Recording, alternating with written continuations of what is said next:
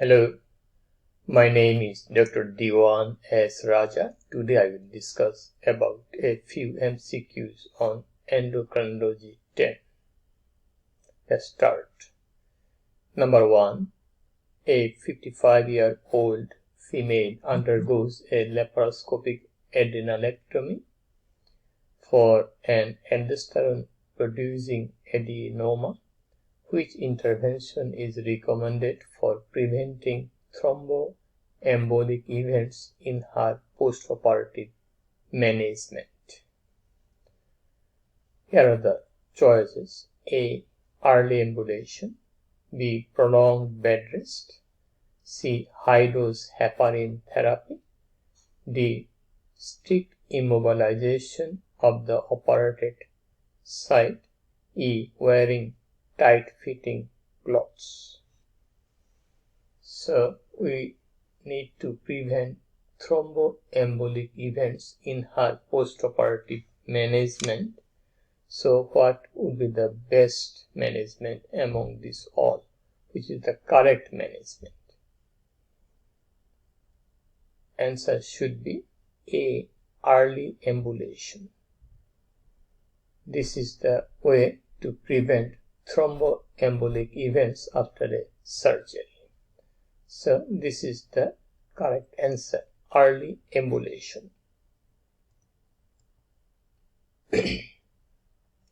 Question number 2. A 59-year-old male has an adrenalectomy. What are the most important postoperative management of adrenalectomy? Choices are replacement of dopamine, B. replacement of adrenaline, C. addiction disease, D. Conn syndrome, E. close monitoring of blood pressure and potassium level. Okay. So, what is the most important postoperative management? Here, these two obviously are not the answer. Addiction disease and Conn syndrome, these are just distractor for this question. Let's get the choice: replacement of dopamine, replacement of adrenaline, close monitoring blood pressure and potassium level. So choice should be E, close monitoring of blood pressure and potassium level. E is the answer. Okay. Close monitoring of blood pressure and potassium levels. This is the most important postoperative management of adrenalectomy. Question number 3. Set up steps for pre-operative management of adrenalectomy. As you prepare a 39-year-old female for adrenalectomy for a cancer of the right adrenal gland, what preoperative management should you consider? A. Adrenaline assess. B. Matahera-Pon suppression test. C. Monitoring of aldosterone, catecholamine, and cortisol levels in the blood and urine. D. Dexamethasone suppression test. E. MRI. So what is the correct answer? Okay. So we are to set up steps for preoperative management of adrenalectomy. What preoperative management should you consider? So among these, answer should be C. Monitoring of aldosterone, catecholamine, and cortisol levels in the blood and urine. C is the correct answer. Okay. Now go to the next question.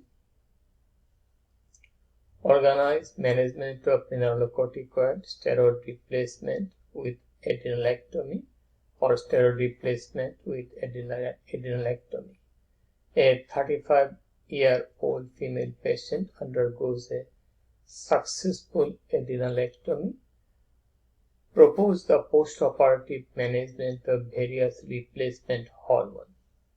Selecting hormone replacement to follow adrenalectomy. This is our main ambition. We'll get the answer to this question. A. Hydrocortisone and fluorocortisone once daily. Hydrocortisone and fluorocortisone twice daily. C. Hydrocortisone twice daily alone. D. Fluorocortisone twice daily alone. E. Dopamine, hydrocortisone and fluorocortisone once daily. What is the correct answer? Okay. We need to replace the hormone following adrenalectomy. Answer should be B. Hydrocortisone and fluorocortisone twice daily. Answer is B. B is the answer. Question number 5. A 45-year-old male undergoes a left adrenalectomy for a pheochromocytoma. It is a tumor of the adrenal medulla. Which of the following steps is essential for his postoperative management to prevent adrenal insufficiency? A. Administering high-dose steroid immediately after surgery. B. Strict fluid restriction to prevent electrolyte imbalances. C. Monitoring blood glucose level every 6 hours. D. Gradually tapering steroid doses while closely monitoring the patient's symptom. E. Administering intravenous broad-spectrum antibiotics. So, which of the following steps is essential for his post-operative management to prevent adrenal insufficiency? What is the correct answer? Okay.